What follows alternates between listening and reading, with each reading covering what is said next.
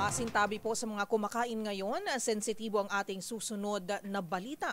Walang awang pinagsamantalahan ng isang lasing na construction worker ang isang menor de edad na estudyante sa Quezon City.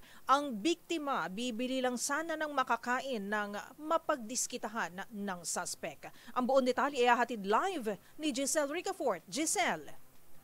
Miski himas rehas ngayon ang isang construction worker matapos gasain ng 17 anyos na estudyante sa barangay Bagong Silangan sa lungsod ng Quezon. Ayon sa National Capital Region Police Office, sinila ng lasing na 32 anyos na sospek ang dalagita sa isang bakanting lote alas 11:20 ng gabi noong July 5. Armado ang lalaki ng talim ng harangin at akbayan sa madilim na daan ng biktima na nooy pauwi na sana matapos bumili lamang ng pagkain at mga gamit niya para sa paaralan. Tinakot ng sospek ang papatayin kung sisigaw ito kaya matagumpay niyang nagawa ang kahalayan. Sinabi ng NCRPO na sa kabila ng trauma, nagawa pa ng biktimang makatakas at agad nagpasaklolo sa mga patrulyang pulis sa lugar.